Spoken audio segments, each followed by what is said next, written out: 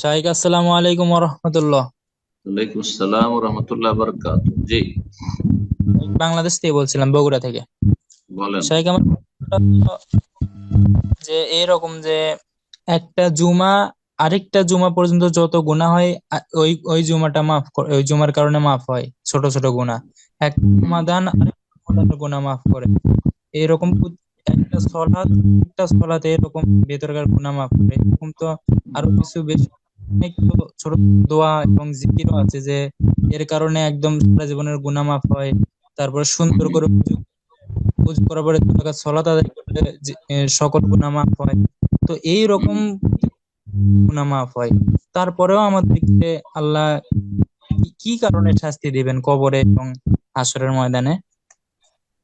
গুনাহ মাফ হলো সাগীরা গুলো, কিন্তু কেউ চুরি করেছে, কেউ গীবত করেছে, কেউ চুগলখড়ি করেছে, কেউ হারাম কাজ করেছে ইত্যাদি। তো ওগুলো কি করে মাফ? ওগুলো যেন তওবা করতে হবে। তো ওগুলো তওবা করে নিলে আল্লাহ আযাব দিবেন না। আল্লাহ আযাব দিবেনই কবরে, আল্লাহ আযাব দিবেন জাহান্নামে। এটা কেমন করে বললেন আপনি? কাবিরা গুনাহ থেকে মুক্ত হয়ে আল্লাহর সামনে হাজির হতে পেরেছেন কিনা, সেটা হয় কাবিরা গুনাহ হয়নি। আর না হলে কাবিরা গুনাহ হয়ে থাকলে আপনি আল্লাহর কাছ থেকে ক্ষমা নিয়ে নিয়েছেন অন্তর থেকে, তওবা নাসুহা খালিস তওবার মাধ্যমে।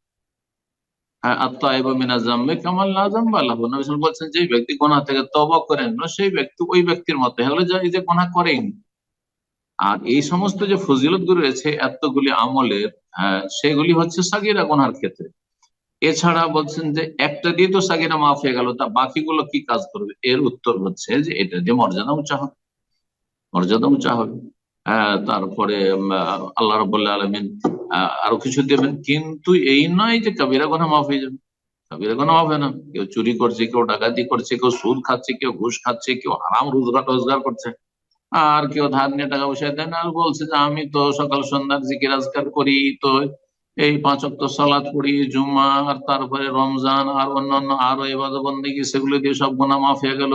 হ্যাঁ, ইত্যাদি। না না না, কাবিরা গুনাহ মাফ হবে না। কাবিরা গুনাহের জন্য তওবার শর্ত আহলুস সুন্নাত ওয়াল জামাতের কাছে, আহলুল হাদিস হোক আর হানাফি, শাফিঈ, মালিকি, হাম্বলি, সমস্ত উলামা বলছেন যে কাবিরা গুনাহের জন্য তওবা শর্ত। বিনা তওবাতে শুধু নেক আমল দিয়ে কাবিরা গুনাহ মাফ হবে না। জাযাকুমুল্লাহ।